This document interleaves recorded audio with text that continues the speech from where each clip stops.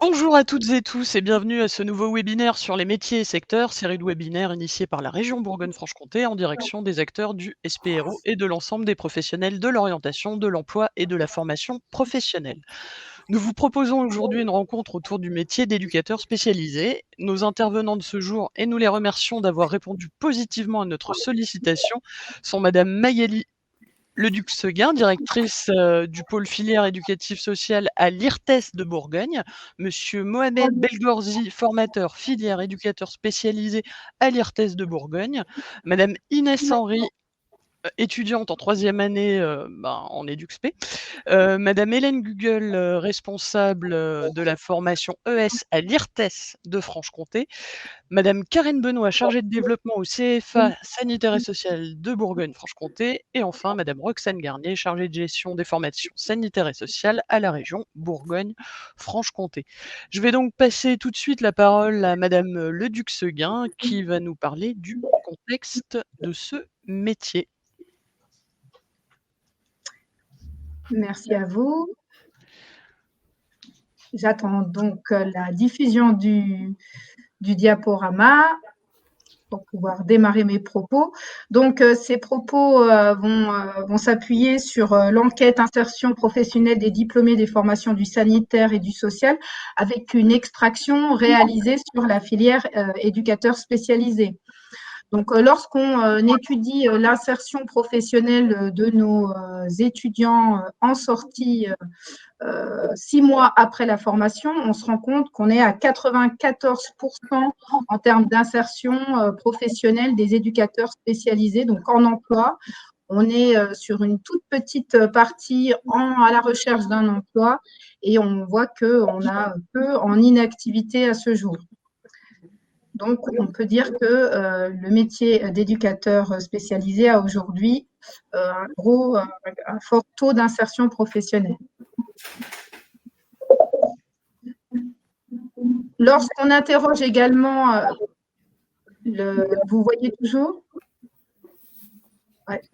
Lorsqu'on interroge également les étudiants à savoir s'ils trouvent une adéquation entre la formation et l'emploi exercé, on voit qu'il y a une majorité de répondants qui vise à appuyer sur une très forte adéquation sur la formation et le besoin professionnel et l'emploi exercé. Donc, peut-être ça sera repris par les formateurs de la filière qui appuieront aussi sur la partie alternance, présence au sein des établissements, qui tentent aussi à montrer ce travail extrêmement important de lien avec les terrains professionnels et permettre cette insertion de nos étudiants en sortie de diplôme.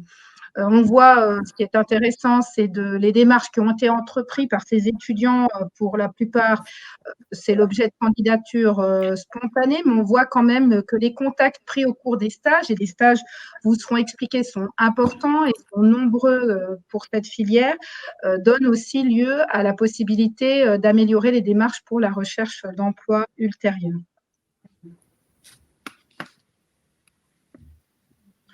Lorsqu'on regarde également la durée de recherche à la sortie du diplôme, on voit que les étudiants trouvent pour une très grande partie en moins d'un mois un poste donc à 71%, 22% entre 1 et 3 mois, et on voit que le reste entre 4 et 6 mois. Donc, on voit en plus une très rapide insertion professionnelle.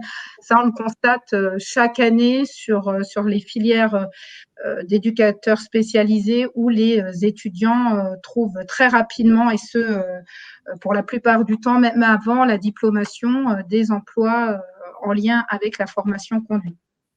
Sur la typologie des contrats, on est encore sur 60% des personnes qui trouvent un contrat en CDI.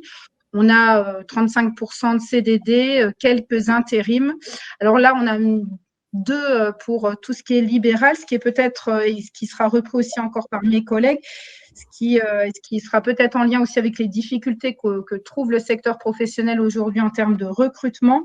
On a de plus en plus l'émergence de nouvelles pratiques professionnelles et une orientation de nos étudiants vers l'exercice libéral. Alors, ça reste encore à la marge, mais c'est intéressant quand même de le souligner. Sur le temps de travail, on est plutôt sur de la typologie à temps plein encore, avec voilà, plutôt vraiment une très grosse majorité sur des contrats à temps plein.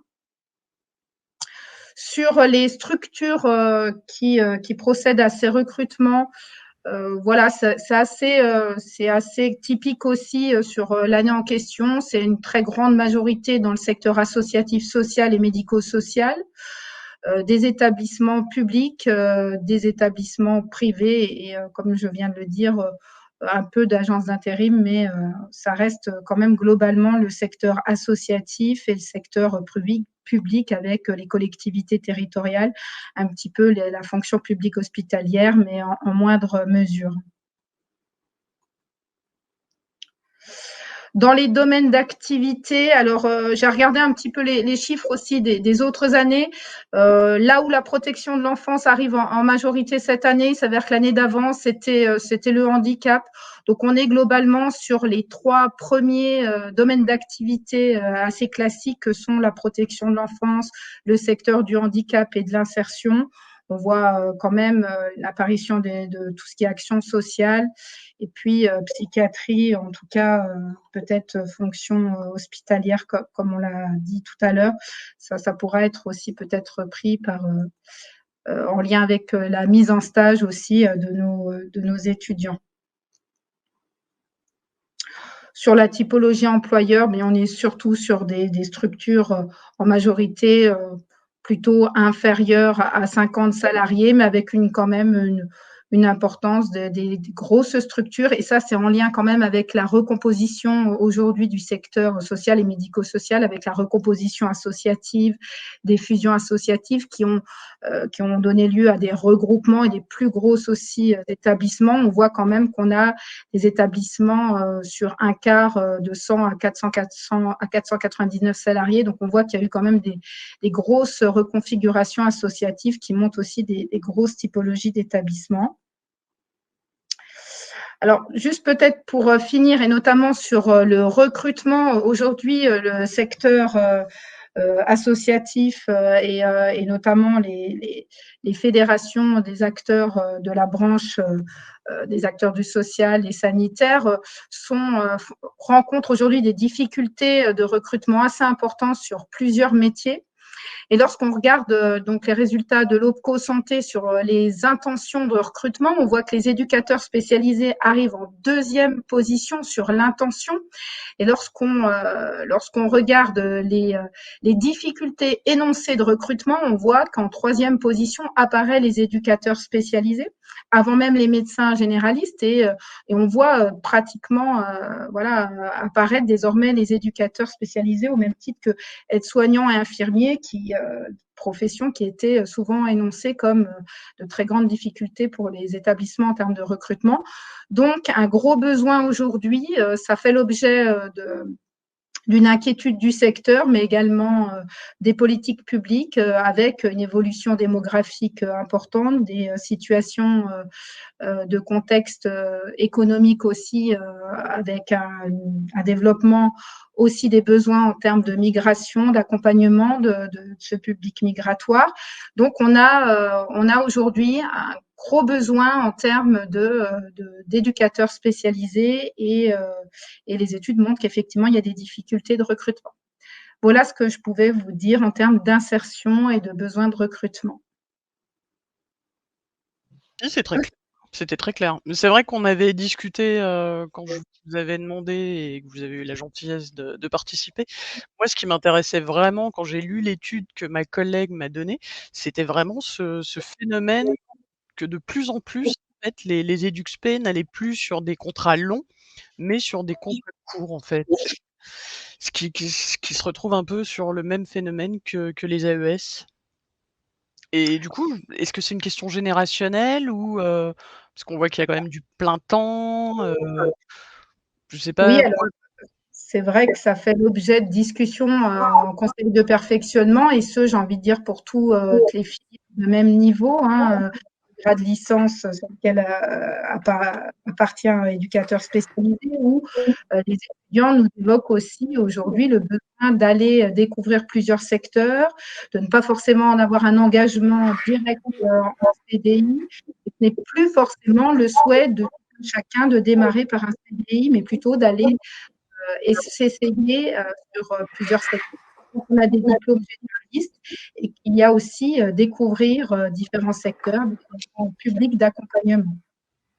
D'accord, merci. Je vous l'avais pas dit, mais n'hésitez pas à poser vos questions tout au long du webinaire. Du coup, je vous remercie beaucoup, Madame Leduc-Seguin.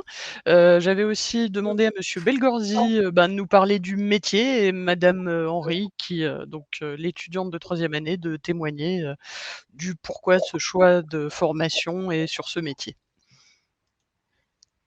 Merci. Peut-être partir de cette transition toute trouvée avec la variété des secteurs possibles. Il y a certainement une question générationnelle et puis également un terrain propice à ce que les jeunes professionnels puissent aller picorer dans des contrats moins longs et moins engageants, puisque c'est un métier qui est quand même varié par les modalités d'intervention, par les zones d'intervention, mais aussi varié par les publics auxquels il s'adresse en termes d'accompagnement. Peut-être dire que le métier d'éducateur spécialisé, c'est un professionnel du travail social qui travaille sous mandat et dans une visée de socialisation, d'autonomisation et d'insertion. Il est amené à travailler donc avec différents publics, comme je l'évoquais, qui peuvent être des enfants, des adolescents ou des adultes de tout âge, avec des vulnérabilités diverses. C'est-à-dire qu'on peut être dans des actions à la fois de prévention, en amont, mais aussi des actions de protection ou simplement d'accompagnement. Et pour revenir sur les informations qui ont été données précédemment dans les vignettes autour des métiers, c'est vrai qu'on a 3 secteurs un peu classiques, notamment le secteur de la protection de l'enfance, de l'accompagnement du handicap et de la lutte contre les exclusions, dans lesquels on va majoritairement retrouver les professionnels en exercice. Depuis peu, ce qu'on voit, c'est émerger de plus en plus des nouveaux appels à projets, des nouvelles missions autour de la question de l'insertion des personnes qui sont loin de l'emploi et de la formation, pour lesquelles il y a eu beaucoup de moyens mobilisés ces dernières années, et puis aussi de l'accompagnement des publics migrants, que ce soit là encore des enfants ou des adultes isolés ou en famille, dans lesquels on retrouve de plus en plus de structures employeurs qui vont donc proposer des postes à des éducateurs spécialisés. Au-delà de ces missions et de ces lieux d'exercice, on peut aussi faire un petit focus sur les aptitudes qui sont attendues, notamment la question des savoir-être. Cette question est vraiment importante dans le métier d'éducateur spécialisé. On est dans un métier de la relation, un métier où on est confronté à des vulnérabilités et à des êtres humains, donc des situations qui requièrent de la bienveillance, de l'ouverture et de l'écoute. Mais pas que, peut-être aussi insister sur le fait que c'est un métier qui requiert beaucoup de capacité d'analyse également, et puis une bonne aptitude à communiquer. C'est un métier de la relation. C'est d'ailleurs, on le verra tout à l'heure avec la formation, mais un des domaines de compétences prioritaires, premier, qui est le domaine de compétences initiales sur la relation éducative spécialisée, entre autres, donc qui requiert cette capacité de communication. Puis c'est aussi un métier où on ne travaille pas seul, on travaille en équipe, et là aussi la communication elle a toute sa place. Donc voilà, comme vous le voyez, c'est un métier varié par les publics, par les lieux d'exercice et puis par les compétences qu'il y a à mobiliser. Et moi, je pose que des questions naïves, je ne suis pas du domaine, du coup, vous comprendrez bien la naïveté de mes questions. Est-ce que fondamentalement, ça change quelque chose que la formation soit passée à un niveau licence en termes de mission, par exemple? Ce qui est plus attendu à l'issue de cette modification et de cette réforme, c'est une capacité à coordonner davantage ces actions, notamment coordonner des projets, mais aussi coordonner le travail en équipe. Donc l'éducateur spécialisé va être attendu sur cette capacité à prendre davantage de hauteur et puis de mettre en avant ce que j'évoquais tout à l'heure, cette capacité d'analyse, de réflexion. Après, si je peux me permettre. Oui, vous m'entendez? Permettez-vous, du coup. Merci. En fait, sur le terrain, c'est quelque chose qui est demandé depuis longtemps, cette notion de coordination. Malgré tout, le fait qu'on soit passé, on va dire, en licence, du coup, c'est davantage reconnu et du coup, on y est mieux formé. Une fois qu'on arrive sur le terrain, du coup, on sait mieux comment s'y prendre, si vous voulez. D'où l'importance, du coup, de la reconnaissance grade licence. D'accord. Ok, merci. Monsieur Belgorzi, vous aviez encore quelque chose à dire ou c'est mal formulé comme ça, mais Peut-être des connexions avec la formation, mais qui va être évoquée après, mais revenir sur le fait que l'alternance a toute sa place et que la professionnalisation se travaille tout au long de la formation par justement ce volume horaire qui est dédié à la formation pratique de 2100 heures qui va nous permettre, nous, de suivre une progression pédagogique autour d'un triptyque découverte, implication, professionnalisation. Mais je ne vais peut-être pas empiéter sur ce qui va être dit juste après, sur les questions de formation. oui, il y a une personne qui demandait vite fait, qui arrivait un peu, en fait, on a madame, Leduc-Seguin qui est de l'IRTES de Bourgogne, monsieur Belgorzi qui est de l'IRTES de Bourgogne aussi, qui est formateur, sur le métier de S. Vous aurez madame Google qui présentera les formations un peu plus tard, qui est, l'IRTES Franche-Comté, donc il y a qu'un seul S pour la Franche-Comté. Et madame Karen Benoît qui est, du CFA sanitaire et social Bourgogne-Franche-Comté, là qui fait une grosse région, et madame Henry qui va nous parler tout de suite, en fait, d'elle. En tous les cas, merci beaucoup monsieur Belgorzi, pour la présentation de ce métier et je pense qu'on le précisera tout à l'heure, mais quand on parlera des formations avec madame Google, c'est pas le même lieu, mais n'hésitez pas à contacter, les organismes, en fonction, de votre lieu d'habitation pour vous renseigner sur les modalités de formation. Mais ça, on le verra plus tard. Bonjour madame Henry. Bonjour. Et rebonjour. Du coup, vous pouvez vous présenter, succinctement, s'il vous plaît? Oui, donc je suis étudiante en 3e année d'éducatrice spécialisée à l'IRTS de Dijon. Je suis actuellement en stage, depuis, donc le début de cette 3e année à l'ASE, donc l'aide sociale à l'enfance, d'Is-sur-Tille. Donc j'interviens dans le cadre de la protection de l'enfance auprès d'enfants, en danger ou en risque de l'être. On intervient également auprès des familles et puis tout ce travail se fait en lien avec de nombreux partenaires dans différents autres champs d'intervention comme le handicap par exemple ou l'insertion également pour préparer les sorties de placement notamment vers les 18 ans. Donc au niveau de la formation du coup en 3 ans et puis de l'entrée dans cette formation, donc c'est sur concours, toujours, donc un concours à l'oral. Je pense que ça demande une réelle ouverture d'esprit. Généralement, on arrive en première année avec beaucoup de préjugés, on va dire. On idéalise les choses. Et puis, cette formation, elle est vraiment faite finalement pour nous ouvrir l'esprit, qu'on se rend compte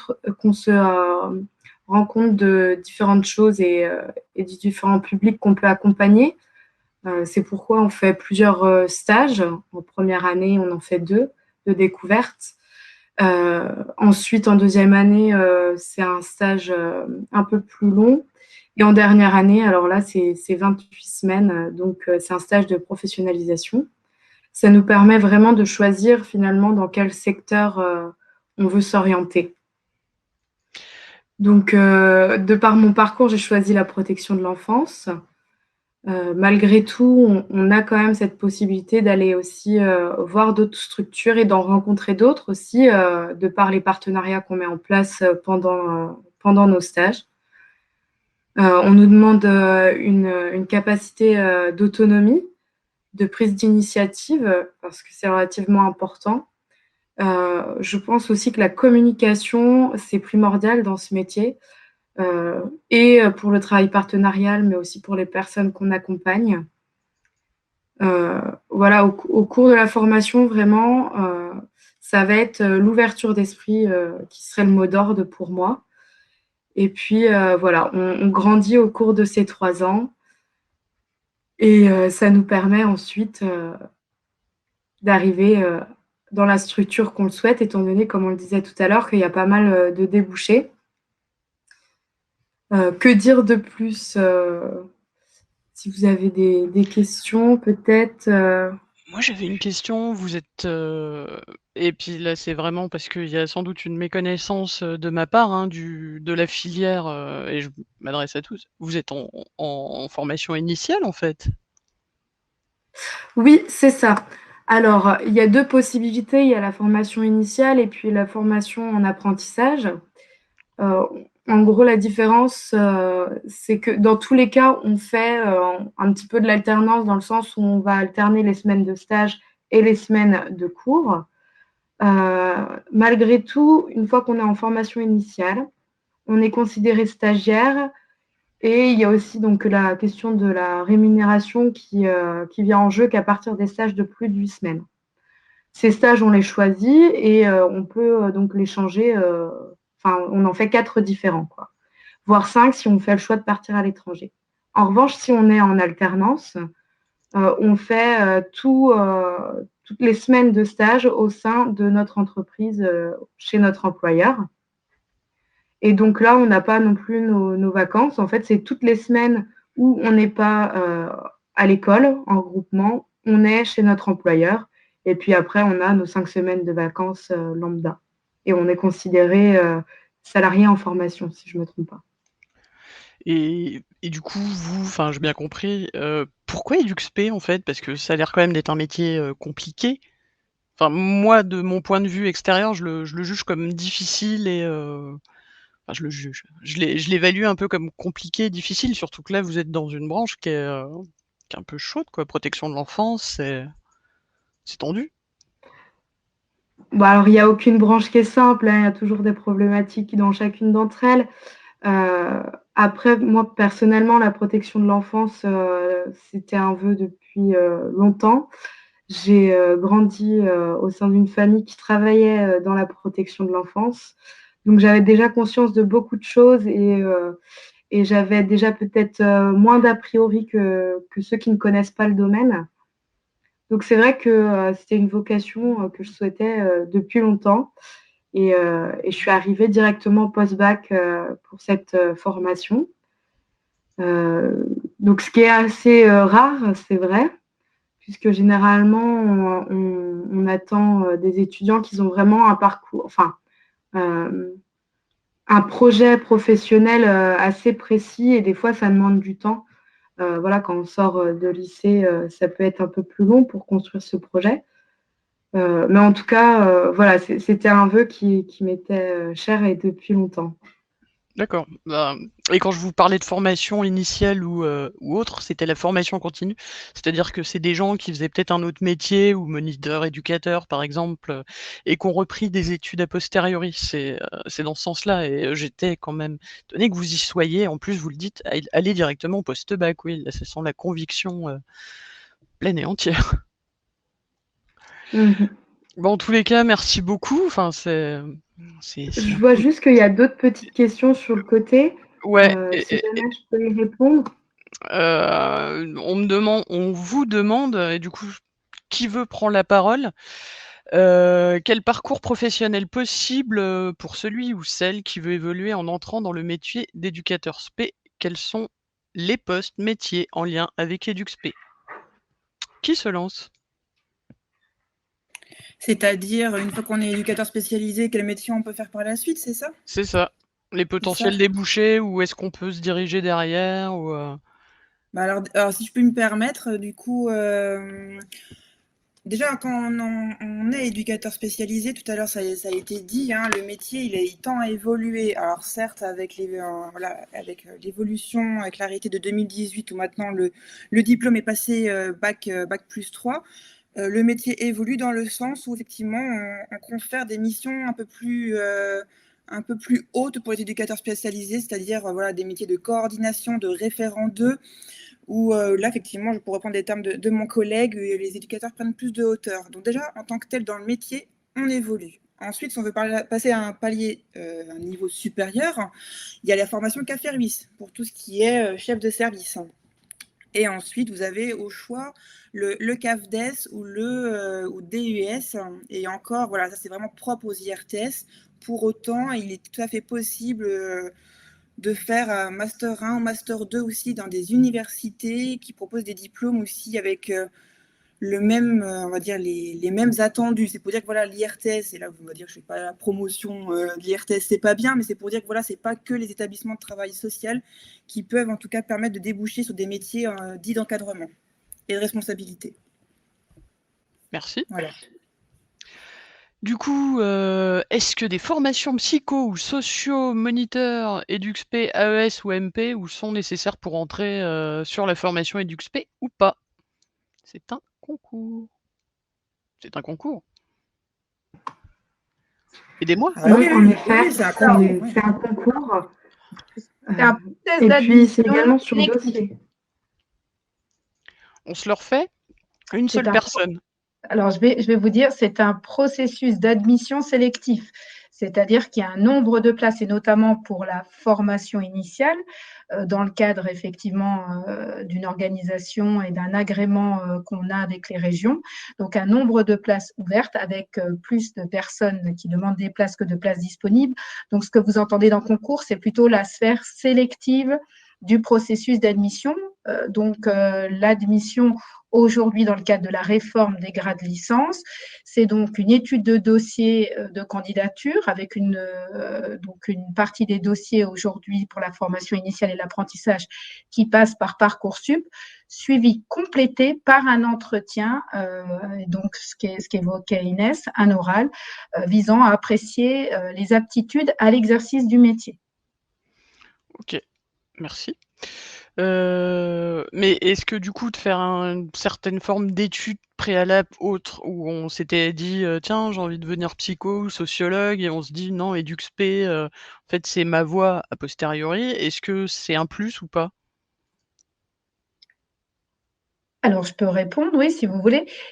Donc, tout ce qui est antérieur, études antérieures, notamment du secteur social ou avec des compétences sociales ou des études universitaires en lien avec des unités d'enseignement qui seraient étudiées par la suite, servent tant pour l'étude effectivement des dossiers d'admission, mais également aujourd'hui, dans le cadre de la réforme, il n'y a plus de passerelle automatique, mais bien à une évaluation du parcours antérieur pour éventuellement procéder à des allègements de formation. Donc, tous les parcours antérieurs peuvent être étudiés soit pour l'intégration, soit pour des allègements de formation à l'issue. D'accord. Il reste des questions, mais on va passer à la suite. On va présenter les formations avec Madame Google. Je vous remercie, Madame Leduc-Seguin, pour vos réponses.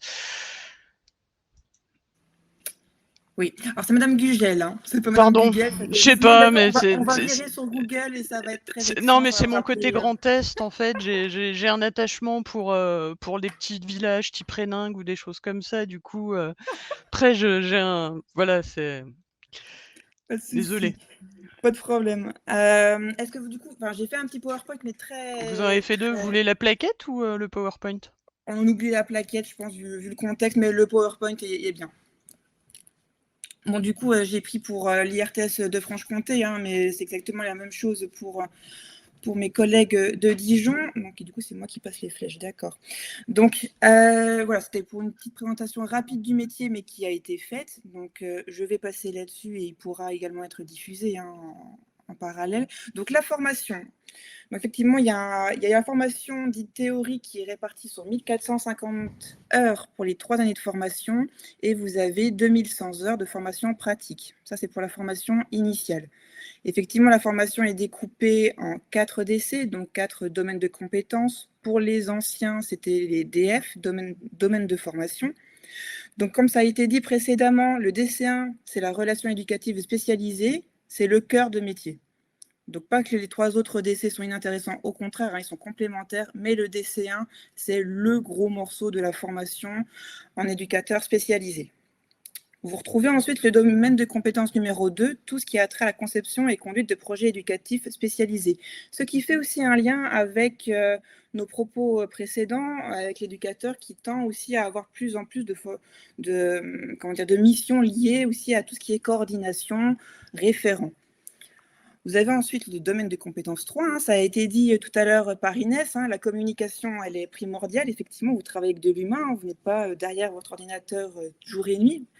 Donc, le travail en équipe pluriprofessionnelle et la communication professionnelle est un impondérable.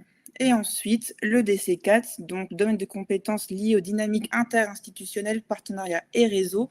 On vous l'a dit tout à l'heure, un éducateur spécialisé maintenant ne tend plus à rester enfermé dans sa structure, mais il s'ouvre aussi sur son territoire. Il a à charge, en tout cas, de connaître ses partenaires, d'entretenir son réseau, parce qu'un réseau ne se construit pas comme ça du jour au lendemain. Hein, ça, je ne vous l'apprends pas. Donc, en tout cas, ce domaine de compétences permet à l'éducateur spécialisé en formation de pouvoir vraiment mesurer l'importance de pouvoir développer un partenariat et un réseau sur son territoire d'intervention. J'ai fait une phrase super longue. Alors, donc par rapport à la diapo suivante, donc par rapport vraiment à la pratique, effectivement. Donc pour ceux qui sont en voie initiale, donc moi dans mon jargon, voie initiale, ce sont les étudiants qui ne sont pas en apprentissage. Alors, voilà, parce que tout à l'heure on a parlé de formation continue. Donc voie initiale, c'est les étudiants qui rentrent en formation et qui alternent la formation théorique et les périodes de stage. Mais nous avons aussi les apprentis, et là je laisserai ma collègue Karen en tout cas prendre la parole sur ce point. Donc, formation pratique, j'ai dit 2100 heures sur les 3 ans. Pour vous donner un ordre d'idée, ça fait à peu près 60 semaines de stage qui équivaut à 35 heures semaine. Donc, on a effectivement un premier stage qui dure 8 semaines, ce qui est chez nous en tout cas un stage dit plus de découverte, où là, les étudiants vont découvrir le métier d'éducateur spécialisé. Parce que pareil, on en a parlé tout à l'heure, et Inès en a été l'illustration. Bon, Inès, coup de cœur pour le métier, c'était une vocation. Mais pour d'autres, il y en a, éducateurs spécialisés. Ouais, c'est chouette, je veux faire ça parce que je vais aider les gens.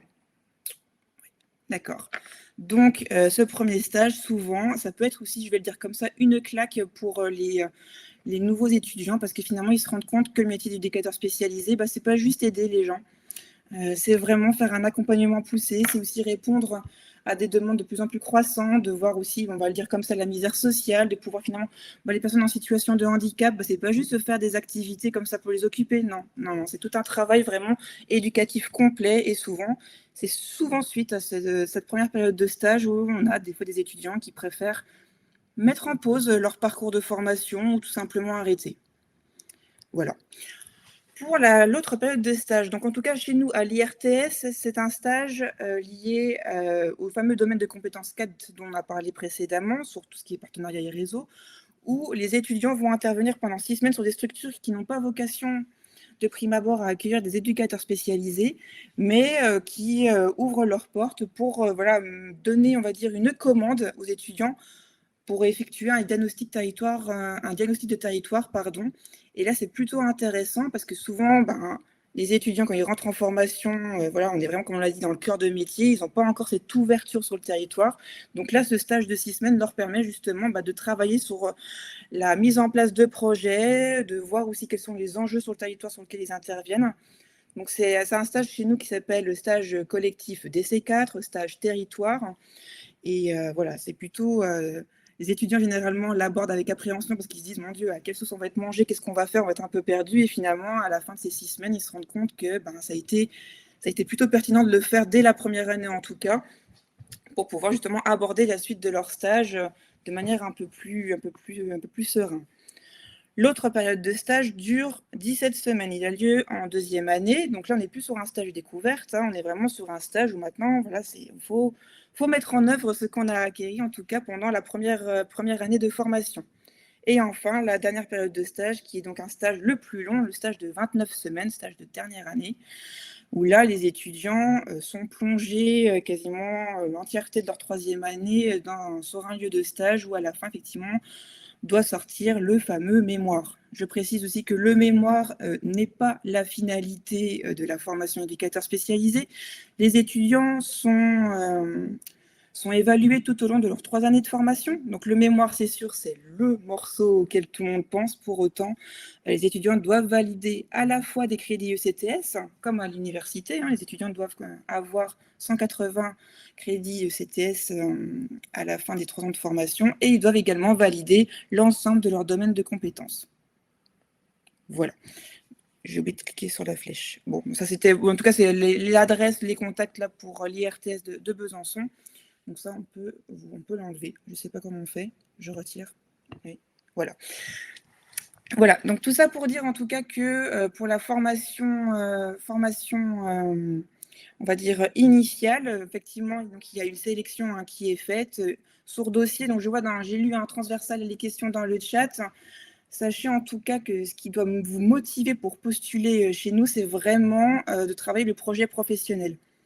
On reçoit énormément de candidatures où on se retrouve généralement avec des jeunes candidats qui souhaitent faire éducateur spécialisé, mais pour autant, ils peuvent faire éducateur spécialisé comme éducateur de jeunes enfants, comme assistant de service social ou comme CESF. Voilà, donc ils postulent à différents pôles. Donc ça, là-dessus, c'est aussi un peu rédhibitoire pour nous, en tout cas dans la filière ES. On se dit, bon, finalement, ce candidat-là, il veut faire plein de choses à la fois, il est un peu perdu. Il vaut mieux aussi prendre attache avec des référents, des organismes de formation qui pourraient peut-être aussi les aider à affiner un peu plus leur projet professionnel. Ça pourrait être pas mal. On a également, du coup, pour d'autres, en termes de profil, en tout cas, des étudiants, on en a parlé tout à l'heure, qui sont en reconversion professionnelle ou en poursuite professionnelle, notamment beaucoup d'étudiants qui ont déjà fait 3 années de formation, notamment en fac de psycho. Alors ça, cette année, on en a eu beaucoup, qui ont donc une licence en psychologie et qui, pour autant, souhaitent en tout cas se tourner vers le métier d'éducateur spécialisé. Là aussi, en tout cas, en termes de passerelle, il y a des allègements qui peuvent être faits, mais ça, c'est propre à chaque organisme de formation, parce que nous, à l'IRTS de Besançon, voilà, on a des certifications qui tombent dès la première année, ce qui n'était pas forcément le cas aussi à Dijon ou dans d'autres IRTS de France et de Navarre. Ça, vraiment, c'est charge, en tout cas, à chaque candidat vraiment de se rapprocher des organismes de formation pour avoir l'ensemble des réponses souhaitées. Parce que ça peut diverger vraiment d'un organisme à l'autre. Voilà, je pense que c'est pas mal. Ouais. Je trouve que c'est pas mal aussi. Après, on avait une petite question en mode pratique. Le nombre d'heures de travail scolaire en plus de la formation à côté. C'est-à-dire tous. Ouais. J'ai des devoirs. Vous l'estimez en combien de temps en termes de temporalité? Enfin, si c'était bien ça la question, à combien estimez-vous le temps de travail scolaire en plus du temps de formation et immersion en entreprise par semaine?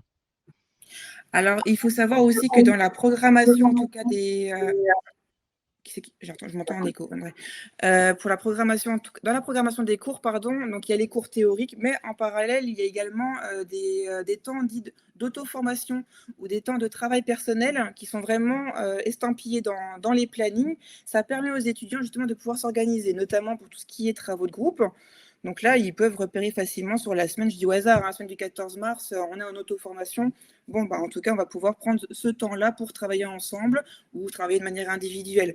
Donc le temps dit de travail à la maison est quand même assez réduit parce qu'on a déjà dédié des plages spécifiques pour que les étudiants puissent travailler pendant leur temps dit théorique.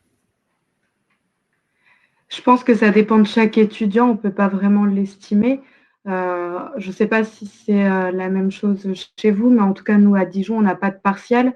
C'est 4 écrits ou alors il y a un écrit qui est remplacé par un oral à valider à chaque semestre pour pouvoir valider donc, nos ECT.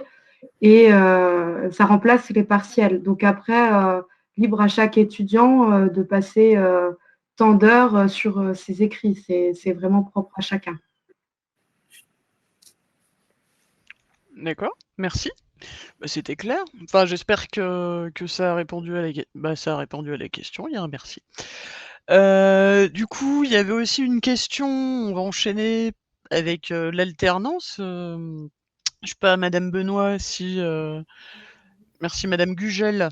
Je sais pas si Madame Benoît avait vu la question EduxP. Du coup, pour les EduxP, se former en alternance.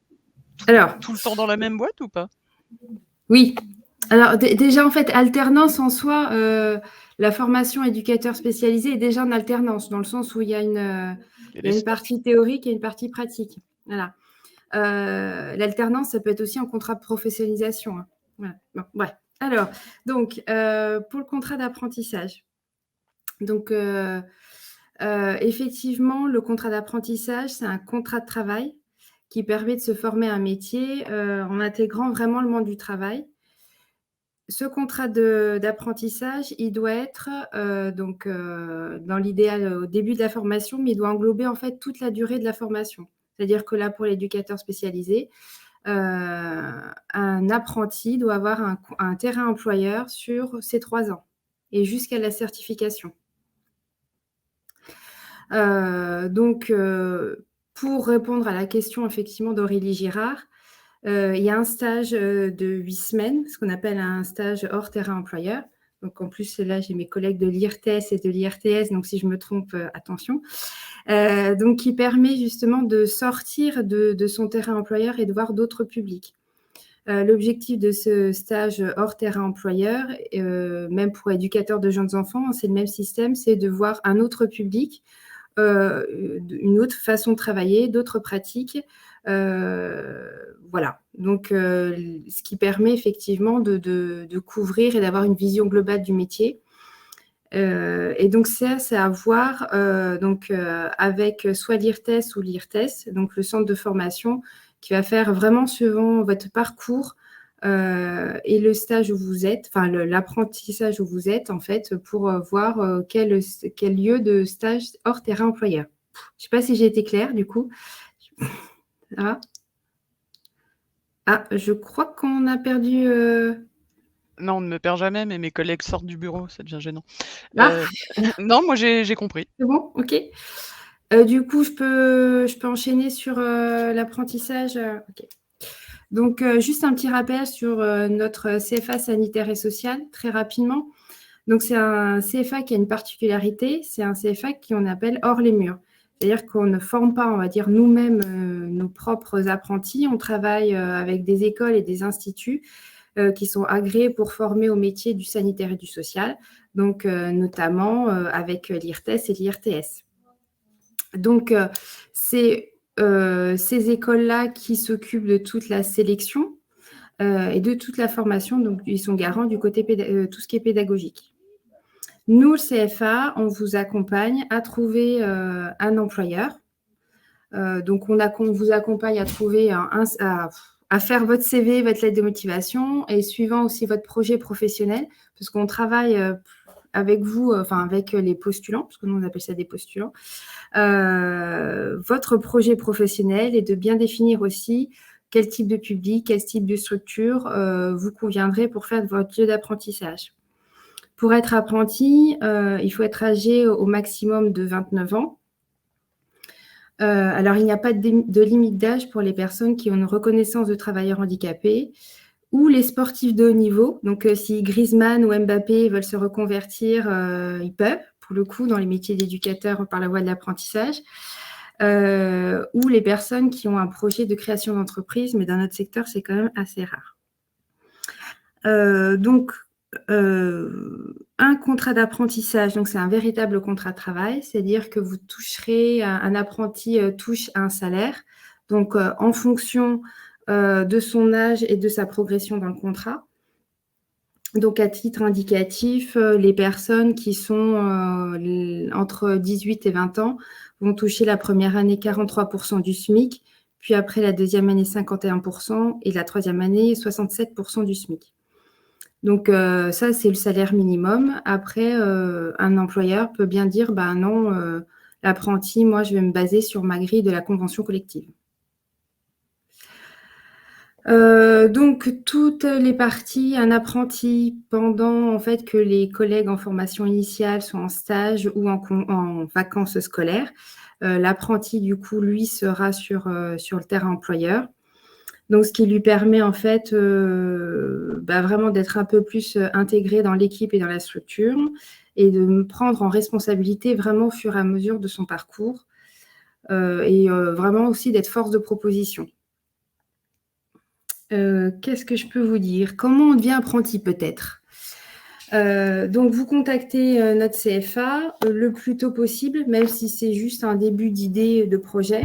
Nous, on vous accompagne à ça et on est aussi en lien avec l'IRTES et l'IRTS pour tout ce qui est partie sélection.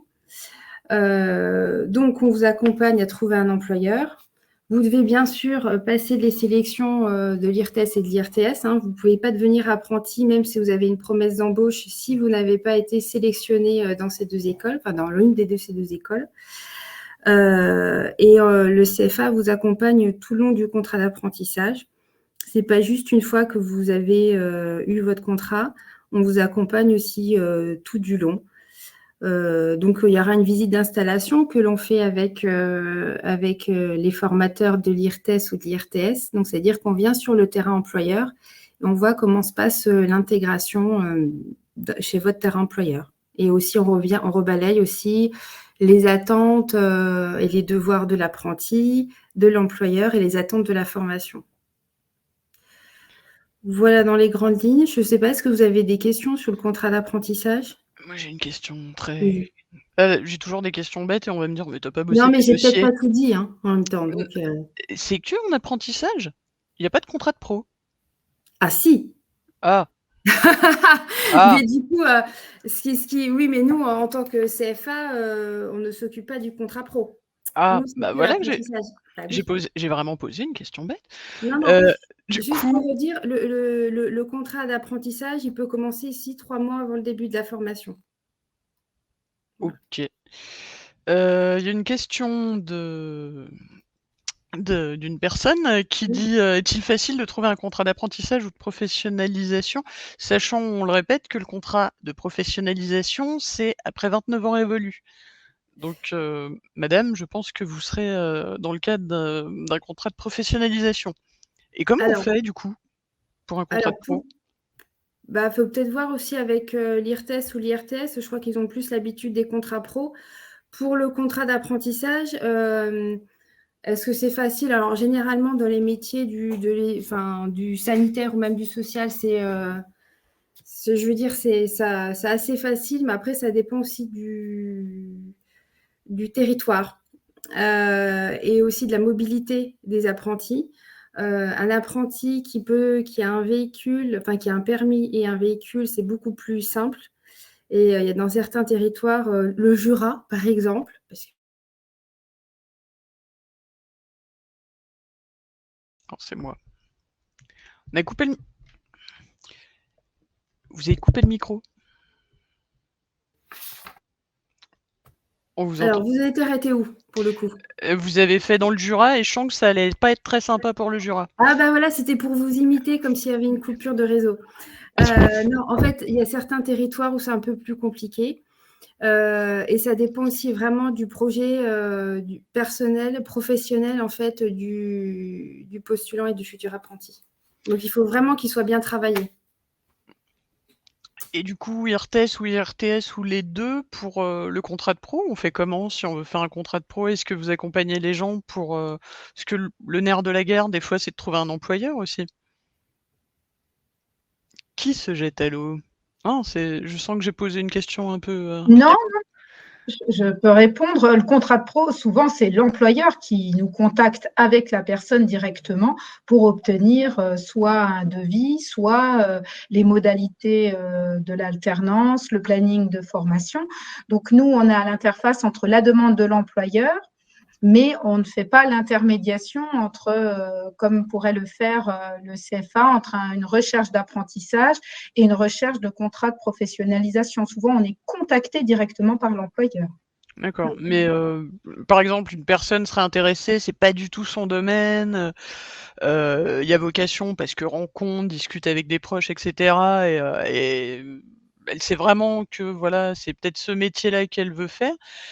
Moi, j'ai toujours trouvé que la difficulté, c'était vraiment d'avoir un pool d'employeurs, potentiels, en fait et d'être en contact avec des employeurs. Comment on se dirige, comment on fait une recherche, des choses Bah comme ça.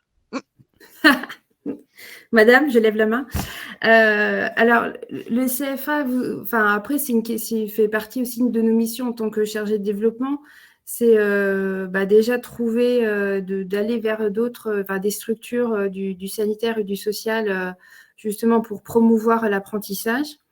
Donc ça fait partie de notre réseau. Et puis, voilà, ce type aussi de webinaire et trouver des employeurs. Et on fonctionne aussi beaucoup aussi avec l'IRTES et l'IRTS qui nous proposent aussi des fois ils entendent des offres de stage ou d'apprentissage ou voilà, c'est vraiment aussi par réseau. Et nous, le CFA, on mobilise en fait notre réseau pour aider des postulants à trouver du coup un lieu d'apprentissage. D'accord. Je ne Merci. sais pas si j'ai répondu à la question pour le coup. Je sais pas, Madame Petit. Ça vous a peut-être pas beaucoup aidé. Merci. Du coup, je vais poser la question en double aussi. Il y a une question de Madame Girard qui demande est-ce que vous avez beaucoup d'étudiants en contrat de pro à l'IRTES, mais peut-être qu'à l'IRTS aussi, vous en avez beaucoup ou pas? Qui répond Non. en premier? Non. Non, à l'IRTS, en tout cas dans la filière éducateur spécialisé, sur l'ensemble des 3 années, enfin des 3 cohortes, on en a 5 qui sont en contrat pro. Et pour la part apprentissage, rien qu'en première année, on a 20 apprentis, ce qui est assez énorme. C'est monté en puissance, l'apprentissage. Et on est à peu près sur les mêmes chiffres là-dessus. D'accord. Ouais. Merci. Et juste, je vais encore vous couper un petit peu la parole parce que je vois la question et j'ai oublié de préciser. Alors, pour le financement de la formation, dans le cadre du contrat d'apprentissage, c'est l'employeur qui prend en charge la formation.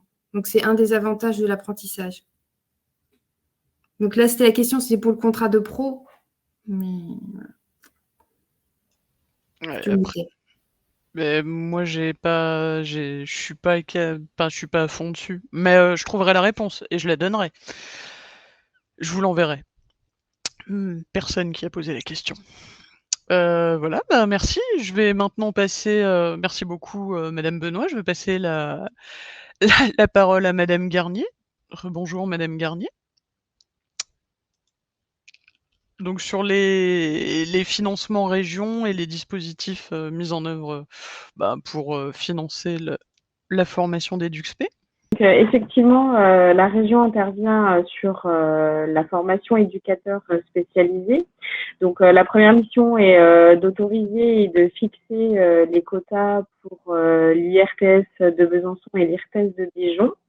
Donc, pour cette formation, les quotas donc, sont 50 pour l'effectif en première année à Besançon et 61 à Dijon. Ensuite, donc on intervient sur les prises en charge des coûts de formation. Donc, pour le public dont la région a la compétence, c'est-à-dire les étudiants en formation initiale, donc en continuité de scolarité, pas de rupture entre, par exemple, le bac et l'entrée en formation. Et le public demandeur d'emploi, donc inscrit à Pôle emploi, qu'il soit indemnisé ou non. Donc, c'est bien le statut à l'entrée en formation qui est pris en compte.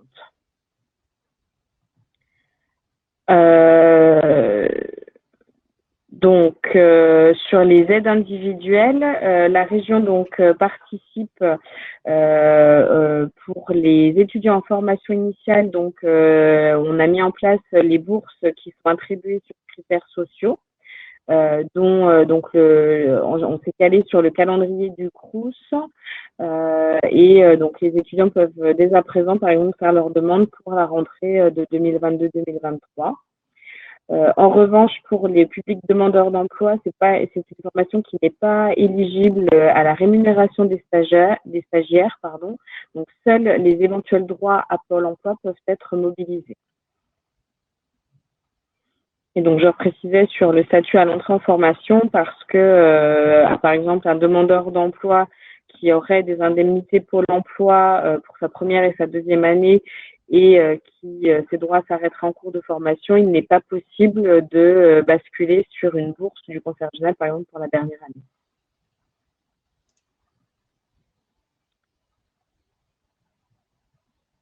Voilà. Si vous avez des questions, n'hésitez pas.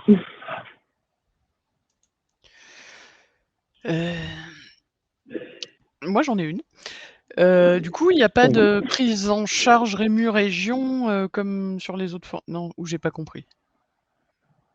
En fait, la région ne peut pas intervenir sur la rémunération des formations longues, valables sur éducateur spécialisé 3 années. On n'intervient pas sur la rémunération. Les formations éligibles sont des formations courtes, 1 an environ, par exemple, sur le social, accompagnement éducatif.